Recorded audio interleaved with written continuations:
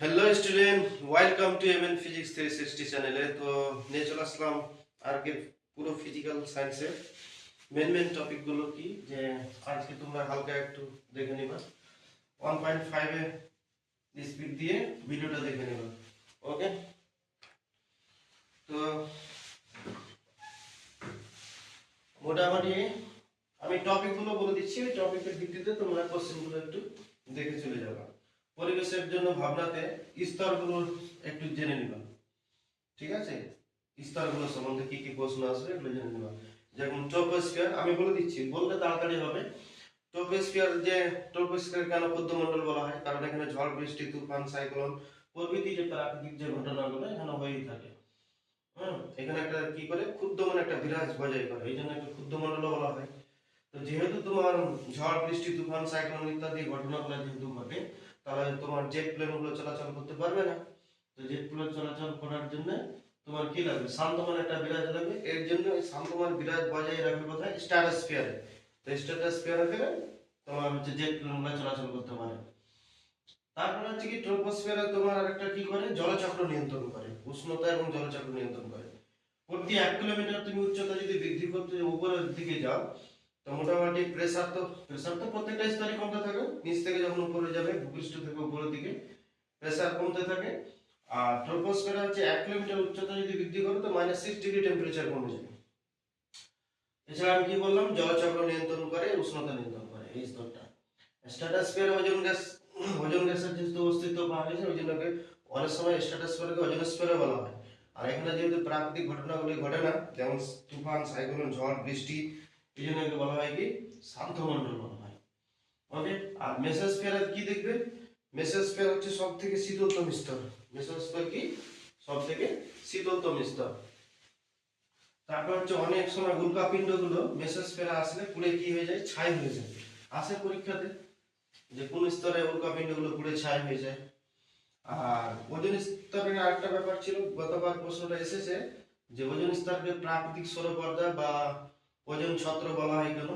হালকা দেখতেও পারো, কিন্তু গতবার এসেছে এই প্রশ্নটা। তারপর ওজোন স্তরকে সব থেকে যে বেশি ক্ষতি করে তার নাম হচ্ছে কি? সিএফসি। আমি কিন্তু গ্রিনহাউস গ্যাসগুলো সম্বন্ধে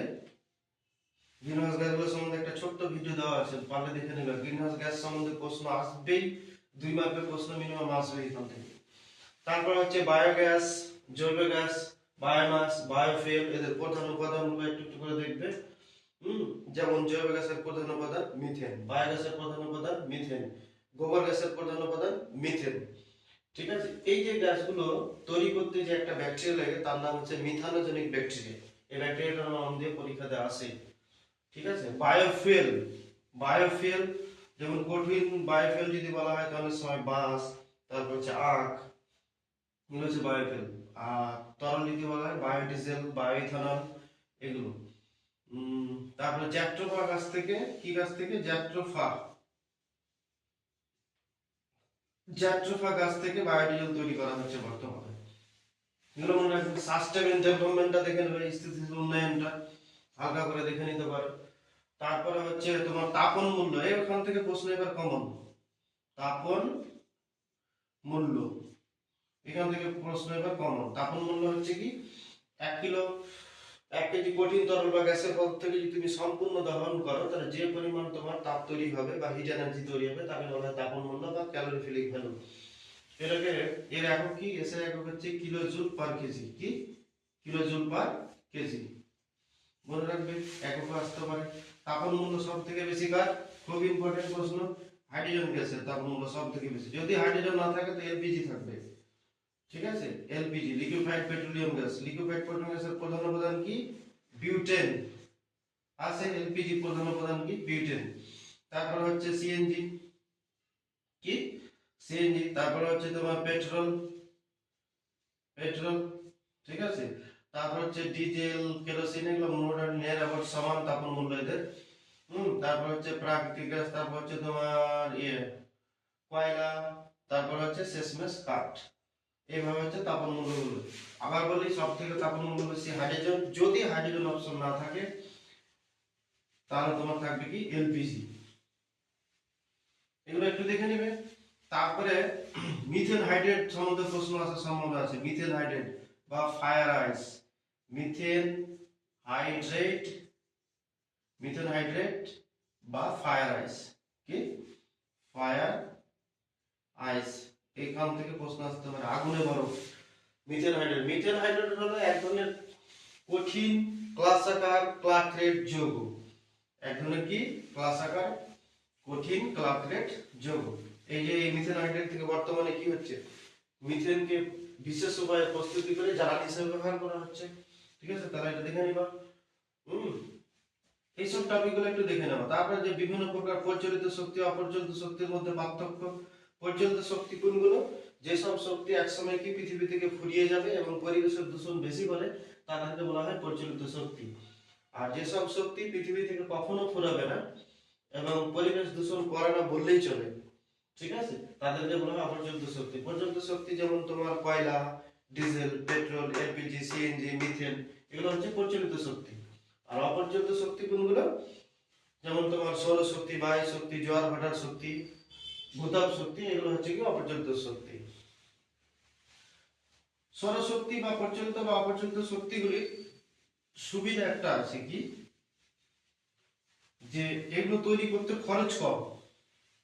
ঠিক আছে, এগুলো তৈরি করতে কি খরচ কম, আর এগুলো পরিবেশ দূষণ করে না, এগুলো হচ্ছে সুবিধা। অসুবিধা হচ্ছে কি, যেমন আচ্ছা দাঁড়া,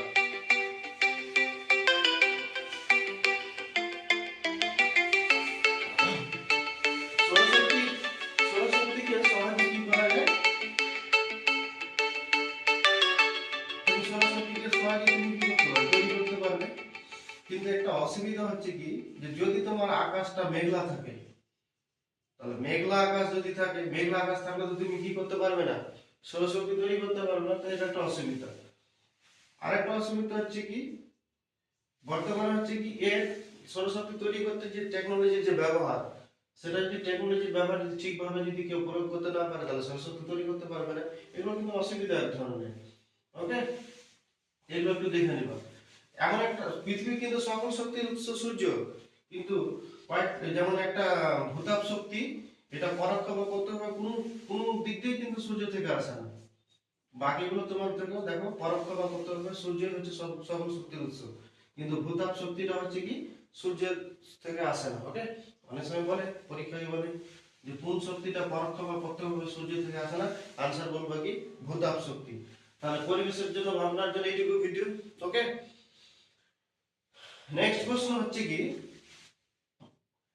গ্যাসের আচরণ থেকে, কিসের, গ্যাসের আচরণ, গ্যাসের আচরণ। এখান থেকে যে প্রশ্নগুলো দেখবে চাপের যে ডাইমেনশন গুলো, একক গুলো দেখে নেবে। যেমন তোমার 1 নিউটন সমান 10 টু দি পাওয়ার 5 ডাইন, ঠিক আছে, 10 টু দি পাওয়ার 5 ডাইন, এই প্রশ্নগুলো দেখে নেবে। ঠিক আছে, এগুলো শর্ট কোশ্চেনের জন্য কাজে। গ্যাসের চাপ মাপা হয় ম্যানোমিটার দিয়ে। গ্যাসের চাপ সংক্রান্ত যে তোমার বয়েলের সূত্র, কার সূত্র, বয়েলের সূত্র, চার্লসের সূত্র, ঠিক আছে, এগুলো দেখে নেবে। বয়েলস এবং চার্লসের সূত্রে সাধারণ ধ্রুবকটা হচ্ছে এম, ভর, দুজনের সূত্রে এই ভরটাকে ফিক্সড রাখা হয়, এগুলো একটু দেখে নেবে। এদের দুজনের সংক্রান্ত সূত্র হচ্ছে P1 V1 by T1 equal to P2 V2 by T2, এই সমীকরণগুলো দেখবে। এখান থেকে অঙ্ক থাকে অনেক সময়। ঠিক আছে, বয়েলস, চার্লস এবং অ্যাভোগাড্রো, কে অ্যাভোগাড্রো, এই যে অ্যাভোগাড্রো যে আছে না, বয়েল, চার্লস এবং অ্যাভোগাড্রো, এই তিনজনের সূত্র, তিনজনের সমন্বয়ের সূত্র হচ্ছে কি PV ইকুয়াল টু nRT, আদর্শ গ্যাসের সমীকরণ। PV equal to nRT, n মোল হলো আদর্শ গ্যাসের, n মোল ক্ষেত্রে আদর্শ গ্যাসের সমীকরণ। ওকে, n মোল গ্যাসের ক্ষেত্রে যদি আদর্শ সমীকরণ বলা হয়, তাহলে PV ইকুয়াল টু nRT। এই সমীকরণটা প্রতিষ্ঠা সংক্রান্ত আসতে পারে, অথবা এখান থেকে অঙ্ক আসবে। তারপরে হচ্ছে কি আদর্শ আচরণ থেকে বাস্তব গ্যাসের বিচ্যুতি। এবার 2026 এর জন্য খুবই ইম্পর্টেন্ট এটা। কি বললাম, আদর্শ আচরণ থেকে, আদর্শ আচরণ থেকে বাস্তব গ্যাসের যে চুক্তি বা বিচ্যুতি, বাস্তব গ্যাসের, ঠিক আছে, চুক্তি বা বিচ্যুতি, দুটো কারণ আছে, এর দুটোই কারণ পড়ে নেব। ঠিক আছে। পাত্রের আয়তন নাই, যে গ্যাসের যে অণুগুলি আছে না, গ্যাসের অণুগুলি হচ্ছে বিন্দু ভর। গ্যাসের অণুগুলি কি বিন্দু ভর। পাত্রের আয়তনের তুলনায় গ্যাসের আয়তন নগণ্য। ঠিক আছে। এরকম যদি একটা পাত্র থাকে, গ্যাসের অণুগুলি এগুলো তো বড় বড় দিয়ে দিচ্ছি, খুব ছোট ছোট হয়, সূক্ষ্ম হয়। তো এই পাত্রের আয়তনে এই যে গ্যাসের যে আয়তন, এটা হচ্ছে কি নগণ্য। ওকে। প্রথমে কি গ্যাসের অণুগুলি হচ্ছে বিন্দু ভর, পাত্রের আয়তনের তুলনায় গ্যাসের আয়তনগুলি হচ্ছে কি নগণ্য। বাস্তবে যদিও কিন্তু 11 ক্লাসে তোমার দেওয়া হবে, ডিটেইলসে দেখবা যে গ্যাসের অণুগুলো যদি কোনো ক্রমে এক জায়গায় নিয়ে আসে, কোনো না কোনো একটা হালকা পরিমাণ কিন্তু আয়তন দখল করে। দুই নম্বর হচ্ছে কি গ্যাসের যে অণুগুলো পরস্পরের মধ্যে আকর্ষণ বা বিকর্ষণ বল অনুভব করে না, কিন্তু বাস্তবে করে। হালকা হলেও আকর্ষণ বল করে কিন্তু। কিন্তু এখানে বলা হয়েছে কি গ্যাসের অণুগুলি পরস্পরের মধ্যে কোনো আকর্ষণ বা বিকর্ষণ বল অনুভব করে না। ঠিক আছে। এক এক জায়গা থেকে অন্য জায়গাতে যে গ্যাস যে ছুটাছুটি করে বা গ্যাস যদি গরম করে, এই গতিটার নাম হচ্ছে ব্রাউন গতি। কি গতি? ব্রাউন গতি। আর মাধ্যমটার নাম হচ্ছে ব্যাপন মাধ্যমের মধ্যে চলাচল করে। গ্যাসের অণুগুলো যখন পাত্রের মধ্যে চলাচল করে তখন কিন্তু সরলরেখায় চলে। এবার কেউ এদিক থেকে এসে যখন ধাক্কা লাগবে তখন কিন্তু ডাইরেকশনটা চেঞ্জ করে দিবে। এই যে যতক্ষণ যে চলবে কিন্তু সরলরেখায় চলবে গ্যাসের অণুগুলো, আর যখনই ধাক্কা লাগবে তখন কিন্তু ডিরেকশনটা চেঞ্জ করে দিবে। ঠিক আছে। এই যে যতটুকু চললো এই পথটার নাম হচ্ছে মুক্ত পথ। ঠিক আছে, এগুলো মনে রাখবে। আচ্ছা, এগুলো একটু দেখে নিবে, তারপর ওদের গ্রাফ গুলো দেখে নিবে। পিভি বনাম ভি এর যে তোমার পিভি বনাম ভি এর যে লেখচিত্র, তারপর হচ্ছে পি বনাম ভি এর লেখচিত্র, পি বনাম ভি এর লেখচিত্র বয়েলের, আর চার্লসের সূত্রর যে তোমার গ্রাফ সরলরেখা, মূলবিন্দু এবং সরলরেখাগুলো দেখে নিবে। তারপর হচ্ছে কি চার্লসের সূত্র থেকে পরম শূন্য উষ্ণতার সংজ্ঞা, খুব ইম্পর্টেন্ট। চার্লসের সূত্র থেকে পরম শূন্য উষ্ণতার সংজ্ঞা, Vt = V0 1 + T / 273। এটা তোমরা জানো চার্লসের সূত্র সমীকরণ অনুসারে। হ্যাঁ, V0 আয়তনে তুমি যখন 1 ডিগ্রি 2 ডিগ্রি করতে করতে করতে মাইনাস একেবারে -273 ডিগ্রি টেম্পারেচারটা নিয়ে নিবা, তখন দেখো আয়তনটা কি হয়। তাহলে T এর মান কত? -273, এটা প্লাস এটা মাইনাস, -273 নিলাম। ওকে, 273 + 73 যদি কেটে দাও তাহলে V0 প্লাস মাইনাসে কি হবে? -1। তাহলে V0 * 0 = 0। তাহলে কত ডিগ্রি টেম্পারেচার আয়তনটা 0 পেলা তুমি? -273 ডিগ্রি সেন্টিগ্রেড উষ্ণতায়। তাহলে -273 ডিগ্রি সেন্টিগ্রেড উষ্ণতাকে বলা হয় কি পরম শূন্য উষ্ণতা। ডেফিনিশনটা কি? -273 ডিগ্রি সেন্টিগ্রেড উষ্ণতায় যে কোনো গ্যাসের আয়তনটা কি শূন্য হয়ে যায়, একে বলা হয় কি পরম শূন্য উষ্ণতা। কিন্তু বাস্তবে কখনো আয়তন শূন্য হয় না। ঠিক আছে, এগুলো হচ্ছে কাল্পনিক সব। কারণ কারণ কারণ কারণ হচ্ছে কি বয়েলস বা চার্লসের সূত্র থেকে আমরা দেখেছি যে যখন তুমি উষ্ণতাটা কমাতে কমাতে কমাতে নিয়ে আসবে গ্যাসের বা বয়েল বা চার্লসের সূত্র তো গ্যাসের ক্ষেত্রে প্রযোজ্য। আর তুমি এই -273 ডিগ্রি সেন্টিগ্রেড উষ্ণতা আসার আগেই, ঠিক আছে, গ্যাস কি হয়ে যাবে? তরলে পরিণত হয়ে যাবে। তাহলে তরলের ক্ষেত্রে তো চার্লস এবং বয়েলের সূত্র প্রযোজ্য না। তাহলে বাস্তব ক্ষেত্রে এই টেম্পারেচারে তুমি আসতেই পারবে না। তার আগে কি হয়ে যাবে? তরলে পরিণত হয়ে যাবে। তরলে পরিণত হলে চার্লস এবং বয়েলের সূত্র প্রযোজ্য হবে না। এই টুকটাক এই প্রশ্নগুলো দেখে নেবে। তারপর হচ্ছে তাপের যে পরিমাপ আছে বা তাপের যে ঘটনা আছে, তাপের ঘটনা সমূহ, ওই চ্যাপ্টার থেকে তুমি কি কি দেখবে? দৈর্ঘ্য প্রসারণ গুণাঙ্ক, ক্ষেত্র প্রসারণ গুণাঙ্ক এবং আয়তন প্রসারণ গুণাঙ্ক। প্রশ্নে 3টা প্রসারণ হয়, দৈর্ঘ্য, ক্ষেত্র এবং আয়তন। দৈর্ঘ্যকে কি দিয়ে লেখা হয়? আলফা, বিটা, আর আয়তনকে গামা। এদের তিনজনের মধ্যে অনেক সময় সম্পর্ক আছে, সমান সমান দিয়ে দাও। Alpha = beta = gamma. এটা হচ্ছে 1, এটা হচ্ছে 2, এটা হচ্ছে 3। তা আলফা = β/2 = গামা / 3। এটা হচ্ছে তাদের সম্পর্ক। এখানে 1 দিলে হচ্ছে না, না দিলে হচ্ছে না, তুমি যদি এইভাবে করে দাও তাহলে ঠিক। ওকে, আলফা = β/2 = গামা / 3। কিন্তু মনে রাখার জন্য আলফা = বিটা = গামা 1 2 3 এভাবে দিয়ে দেব। ওকে, তারপরে অনেক সময় অনুপাত চাই দৈর্ঘ্য প্রসারণ, ক্ষেত্র এবং আয়তন প্রসারণের মধ্যে তাদের অনুপাত কি? তখন आंसर হবে 1:2:3। This is answer. ওকে, 1:2:3 দেখে নিন এগুলো। তারপরে এমন একটা পদার্থ আছে যার সামান্য তাপমাত্রা বা সংকোচন বা প্রসারণে কোনো প্রকার প্রসারণ ঘটে না সামান্য তাপে, যেমন ইনভার। সামান্য তাপে কিন্তু এর সংকোচন বা প্রসারণ হয় না বললেই চলে ইনভার্টেড। ওকে, এটা একটু মনে রাখবে। কিছু কিছু অধাতু আছে যারা তাপ পরিবহন করে। কোন অধাতু সব থেকে বেশি তাপ পরিবহন করে? হিরে। কি? হিরে। অধাতু কিন্তু সব থেকে বেশি তাপ পরিবহন করে হিরে। ঠিক আছে, মনে রাখবে। আর একটা অধাতু আছে যেরকম তাপ ও তড়িতের দুটোরই সুপরিবাহী, যেমন কি আনসার গ্রাফাইট। কি? গ্রাফাইট। মনে রাখো, এগুলো প্রশ্ন শর্ট কোশ্চেনের জন্য ইম্পর্টেন্ট। তারপরে তাপের ঘটনা থেকে যে প্রশ্ন এবার আসার মতো খুবই ইম্পর্টেন্ট, তাপীয় রোধ এবং তড়িৎ রোধ।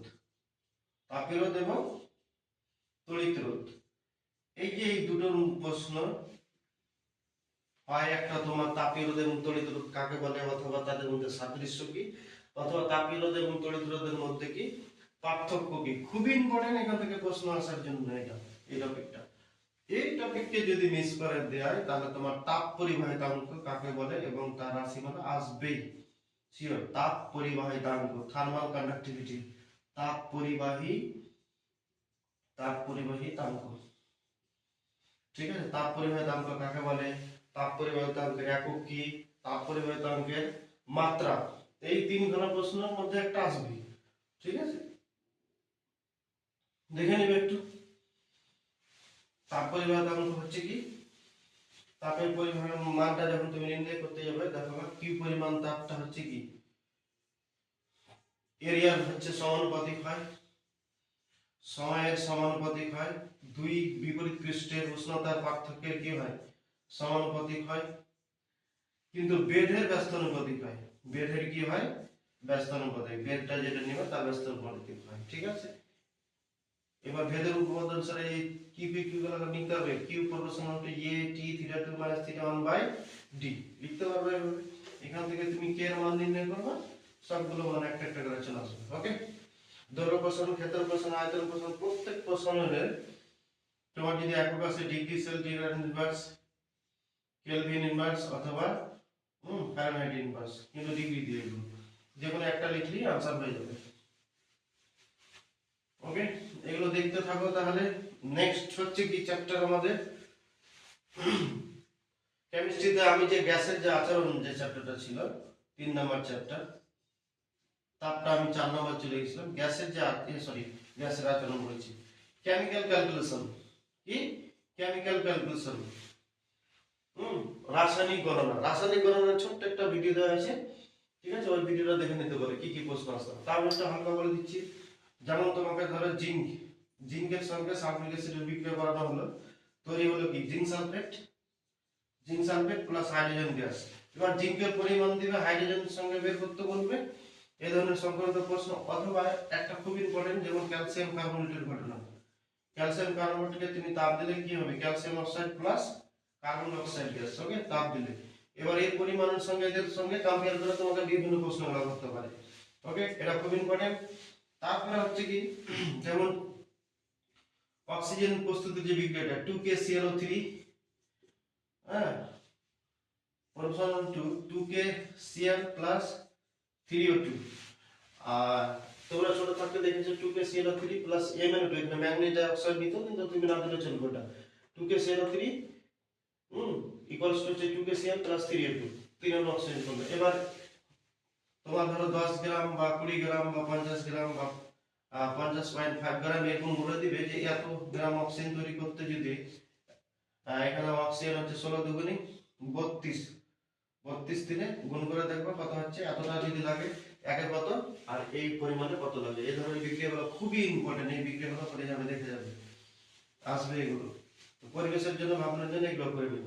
ওকে, আর একটা হেবার পদ্ধতির যে বিক্রিয়াটা আছে, কোনটা, নাইট্রোজেনের সঙ্গে হাইড্রোজেনের বিক্রিয়া করো, তাহলে তৈরি হয়ে যাবে NH3 অ্যামোনিয়া। এখানে হাইড্রোজেন আছে 3টে, এখানে 2 দিলে নাইট্রোজেন দুটো হয়ে গেল, এখানে 3 দিলে 3 দিলে 6টা হয়ে যাবে। এই বিক্রিয়াটা থেকে তাও বিভিন্ন প্রশ্ন আছে। ওকে, এটা করে নেবে। আরেকটা বিক্রিয়া আছে কি, অ্যামোনিয়া গ্যাসের সঙ্গে দুটো গ্যাস হচ্ছে বিক্রিয়া করে দুটোই গ্যাস মনে করো, এটাও গ্যাস হচ্ছে এটাও গ্যাস, দুটো গ্যাস বিক্রিয়া করে একটা কঠিন পদার্থ তৈরি করে অ্যামোনিয়াম ক্লোরাইড, NH4Cl। ঠিক আছে, এটা হচ্ছে দুটো গ্যাসের বিক্রিয়ায় একটা কঠিন পদার্থ তৈরি হয়। এটাও পরীক্ষায় অনেক সময় আসে, করে নিবা। তারপর হচ্ছে লাইট চ্যাপ্টার, খুব বড় চ্যাপ্টার এবং ইম্পর্টেন্ট চ্যাপ্টার লাইট। লাইট হচ্ছে এক ধরনের কি তড়িৎচুম্ব তরঙ্গ। লাইট কি এক ধরনের তড়িৎচুম্ব তরঙ্গ। এখান থেকে যে প্রশ্নগুলো আছে, যেমন বিভিন্ন তোমার আলোগুলো হচ্ছে কোন মিডিয়াম থেকে, ঘন মাধ্যম থেকে লঘু মাধ্যম বা লঘু মাধ্যম থেকে ঘন মাধ্যমে গেলে কি ধরনের চুক্তিগুলো ঘটে, এগুলো প্রশ্ন আছে। Delta equals to I minus I, অথবা অনেক সময় যদি তোমার ধরো ঘন মাধ্যম থেকে না হয় লঘু মাধ্যমে এটা, আর যদি লঘু মাধ্যম থেকে ঘন মাধ্যম, ঘন মাধ্যম থেকে যদি লঘু মাধ্যমে যায় তখন তোমার হচ্ছে কি আর মাইনাস আই হয়ে যাবে। এই ধরনের প্রশ্নগুলো দেখবে।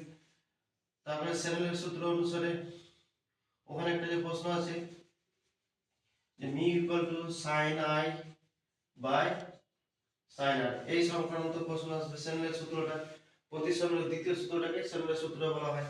কি সূত্রটা ছিল? দুটি নির্দিষ্ট মাধ্যমে একটি নির্দিষ্ট বর্ণের আলোর ক্ষেত্রে আপতন কোণের সাইন এবং প্রতিসরণ কোণের সাইন অনুপাত কি হয়? ধ্রুবক হয়। এটাতে প্রশ্ন আসবে। অথবা আরেকটা প্রশ্ন আছে mu equal to C by V. C হচ্ছে শূন্য মাধ্যমে আলোর বেগ 3 × 10⁸ মিটার পার সেকেন্ড, আর ভি হচ্ছে কোন একটা মাধ্যমের বেগ দিয়ে দিবে, তোমাকে প্রতিসরাঙ্ক বের করতে বলবে। ঠিক আছে, এই প্রশ্ন আমরা দেখবে। আর সমীকরণের জন্য খুব important f equals to r by 2, focus equals to ব্যাসার্ধ বাই 2। এটাতে প্রশ্ন আসতে পারে। যেমন গ্যাসের আচরণ থেকে m ইকুয়াল টু 2d ছিল। কি এগুলো প্রশ্ন আমি কিন্তু একটা শর্ট ভিডিওতে দেওয়া আছে, ওগুলো দেখে নেবে। m ইকুয়াল টু 2d দিয়ে অঙ্ক আছে। এখানে f equals to r by 2 দিয়ে ছোট ছোট অঙ্ক আছে, বা এটা প্রমাণ করতে আসতে পারে। অথবা এটা যদি না আসে তো এটা আসবে i1 plus i2 minus a, লাইটের ক্ষেত্রে এটা পরমাণু, সেই চুক্তির সীমানা নির্ণয় করতে আসবে। অথবা অঙ্ক আসবে এখান থেকে, কিন্তু আসবেই কালকে এখান থেকে। নেক্সট প্রশ্ন তোমরা দেখে নিবে এখান থেকে। ঠিক আছে, লাইটের যে বিভিন্ন ঘটনাগুলো, যেমন তোমাকে একটা ধরো প্রিজম নির্ণয় হবে, তুমি সাদা আলো দিলে। ঠিক আছে, সাদা আলো পড়ার ফলে কি হবে? একটা জায়গা থেকে দেখবা তুমি 7টা কালার তৈরি হবে। কয়টা কালার তৈরি হবে? 7টাই হবে। ওটা হলো 4টা, 5টা, 6টা, এই ধরনের 7টা। তুমি দিলে কি হলো? যৌগিক আলো দিবে। আলো ফেললে প্রিজমে কি যৌগিক আলো। যৌগিক আলো বলতে সাদা, সাদা কালার দিলে আর 7টা কালারে বিভক্ত হয়ে গেল। কয়টা কালারে? 7টা কালারে বিভক্ত হয়ে গেল। বেনিয়ার সম্ভাবনা কি? বে নি আ স হ ক লা। উপর থেকে নিচে শুধু দুটো বৈশিষ্ট্য মনে রাখবে, যে উপর থেকে নিচে বাড়তে থাকে বেনিয়া সহকালা থেকে। একটা হচ্ছে তরঙ্গ দৈর্ঘ্য। ঠিক আছে, তরঙ্গ দৈর্ঘ্য, তাহলে সব থেকে তরঙ্গ দৈর্ঘ্য কার বেশি? লাল। সব থেকে কার কম? বেগুনি। আরেকটা হচ্ছে স্পিড বা বেগ। বেগ, তাহলে বেগ সব থেকে হচ্ছে কার বেশি? লাল। আর সব থেকে কার কম? বেগুনি। বাকি যে ঘটনাগুলো আছে সব উল্টো।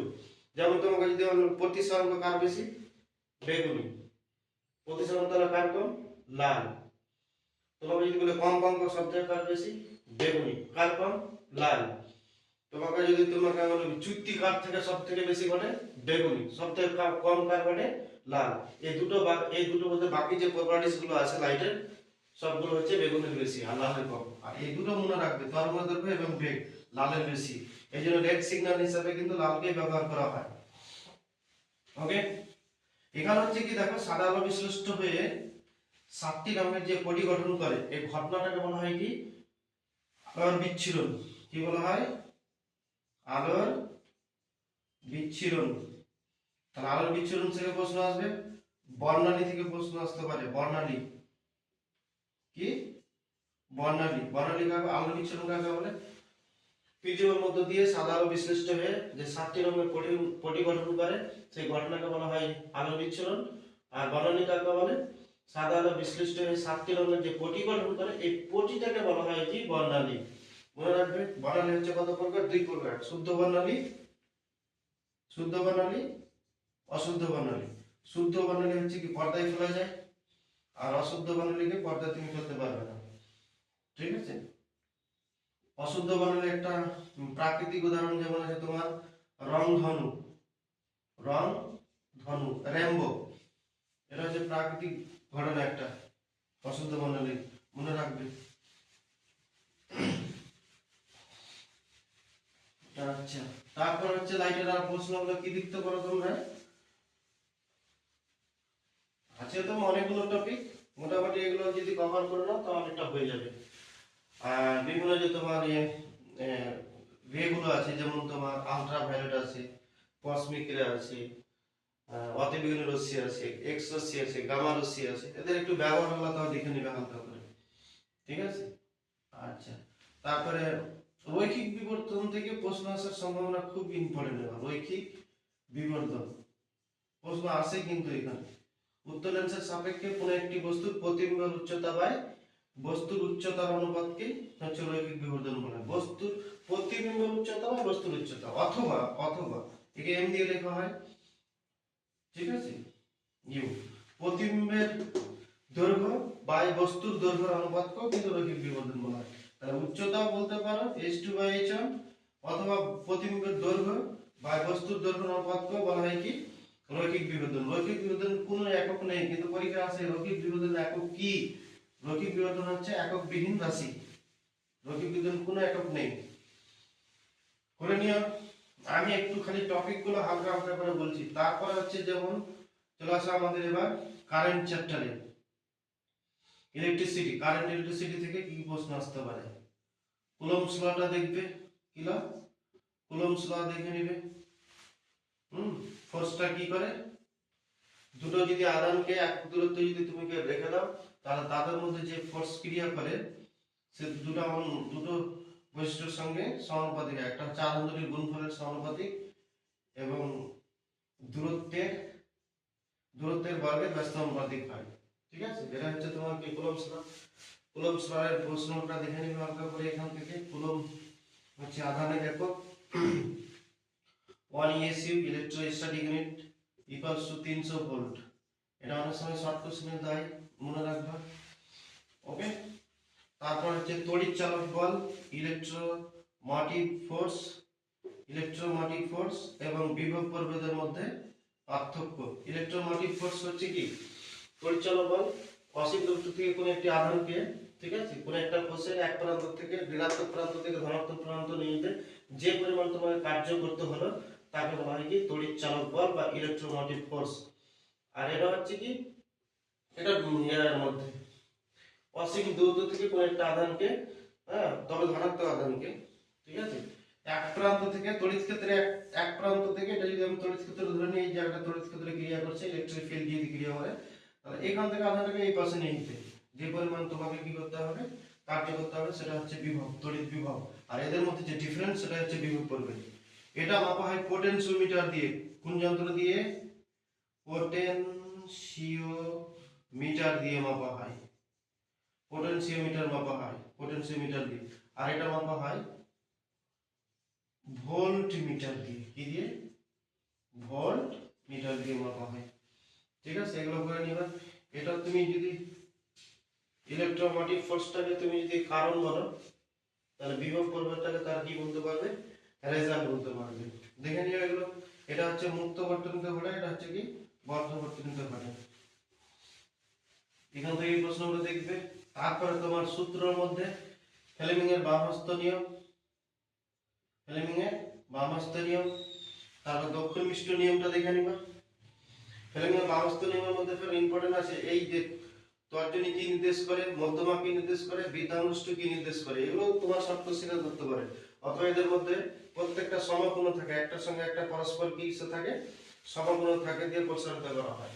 এগুলো থেকে শর্ট কোশ্চেন থাকবে। বাল্য চক্র, ফ্লেমিং এর বাম হস্ত নিয়মকে বাল্য চক্র তৈরি করা হয়।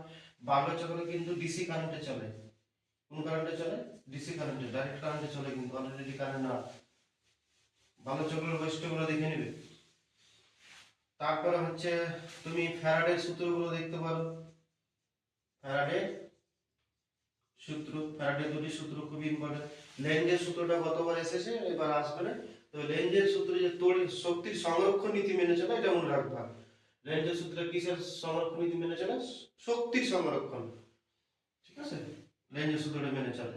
তারপরে তুমি জুলের সূত্র, খুবই ইম্পর্টেন্ট, জুলের সূত্র।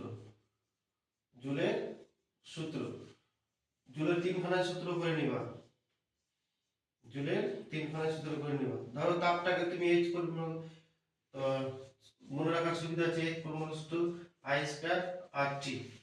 ঠিক আছে, তাহলে প্রথমটা হচ্ছে কি H proportional to I square, তাহলে আর এবং টি টা হলো কি স্থির, এইচ প্রপোর্শনাল টু আর তার মানে কি হচ্ছে তোমার আই এবং টি স্থির, এইচ প্রপোর্শনাল টু টি তার মানে হচ্ছে আর এবং আই হচ্ছে স্থির। ঠিক আছে, এইভাবে তোমার রাশিমালাদের সূত্রগুলো মনে রাখবে। কি কোনো পরিবাহীর রোধ এবং সময়, ঠিক আছে, অপরিবর্তিত থাকলে কোনো পরিবাহীতে উৎপন্ন তাপ পরমাত্রার বর্গের সমানুপাতিক হয়। কোনো পরিবাহী পরমাত্রা এবং সময় অপরিবর্তিত থাকলে পরিবাহীতে উৎপন্ন তাপ রোধের সমানুপাতিক হয়। কোনো পরিবাহীর রোধ এবং পরমাত্রা যদি অপরিবর্তিত থাকে তাহলে পরিবাহীতে উৎপন্ন তাপ, ঠিক আছে, অথবা বর্তনীতে উৎপন্ন তাপ সময়ের সমানুপাতিক হয়। এভাবে সবগুলো করে নেবে। এখান থেকে অনেক সময় অঙ্ক, ছোট ছোট অঙ্কগুলো তুলে ধরা যায়। ঠিক আছে, তারপরে ধরো যেমন তোমার পরমাত্রা equals to I by capital R plus small r, অথবা আমাদের যে ওহমের যে সূত্র আছে V equal to I R, এখান এই দুটোকে কেন্দ্র করে অনেক সময় অঙ্ক দিয়ে দেয়। ওকে, তো এগুলো একটু হালকা হালকা করে দেখে নেব। ওহমের সূত্র খুবই ইম্পর্টেন্ট। ওহমের সূত্র কি ছিল মনে আছে? ধরো এই প্রান্ত থেকে বি প্রান্ত বি এ মাইনাস বি, এই প্রান্ত থেকে বি প্রান্ত ধরো কারেন্ট ফ্লো হচ্ছে, পরমাত্রা হচ্ছে, তাহলে দুই প্রান্তের যে বিভব প্রভেদ যে হবে, এই দুই প্রান্তের বিভব প্রভেদের সমানুপাতিক হবে কে? আই। দুই প্রান্তের বিভব প্রভেদের সমানুপাতিক হবে কে? আই। ঠিক আছে, তাহলে ভি আই ইকুয়াল টু, তুমি প্রপোর্শনাল ভি বলতে পারো, ভি প্রপোর্শনাল আই বলতে পারো। ঠিক আছে, এখান থেকে তুমি করে নেবে, এখানটাকে যদি তুমি করো V proportional to I, V equals to I R হবে। ঠিক আছে, করে নিবা। এখানে প্রথমে ধ্রুবকটা নিবা কে, 1 বাই তোমার কি আসবে, 1 বাই হচ্ছে যদি কে আসে, 1 বাই কে হচ্ছে আর এর যে সমানুপাতিক, এই 1 বাই কে এর জায়গায় রিপ্লেস করে দিবা আর কে, করে নিবা। এগুলো দেখে নিবা কোথায় কোথায় ওহমের সূত্র খাটে না, এটাও তো পুরোটা। ওহমের সূত্র কোথায় খাটে না? সেমিকন্ডাক্টরের ক্ষেত্রে ওহমের সূত্র খাটে না, তড়িৎ শোষক পদার্থের ক্ষেত্রে ওহমের সূত্র খাটবে না, তারপরে হচ্ছে কি ডায়োড ট্রায়োডের ক্ষেত্রে ওহমের সূত্র খাটে না। এই জিনিসগুলো জানবে। তারপরে ইম্পর্টেন্ট হচ্ছে বোট, বোট থেকে প্রশ্ন আসবে, বোটের ফুল ফর্ম কি।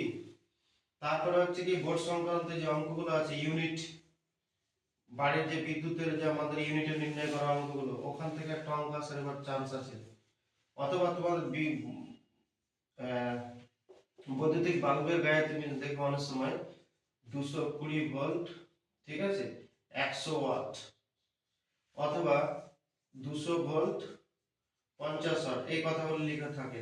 এর মিনিংটা কি, বা এগুলো থেকে অঙ্ক দেয় অনেক সময়, এগুলো মনে রাখার সুবিধা হচ্ছে কি আর ইকুয়ালস টু, এটাকে দুইবার লিখবে ভি স্কয়ার বাই পি, অথবা পি ইকুয়ালস টু হচ্ছে ভি স্কয়ার বাই আর। এগুলো থেকে অঙ্ক থাকবে, তাও খুব ইম্পর্টেন্ট। ছোট ছোট শর্ট কোশ্চেন দেখে নিবা এগুলো থেকে।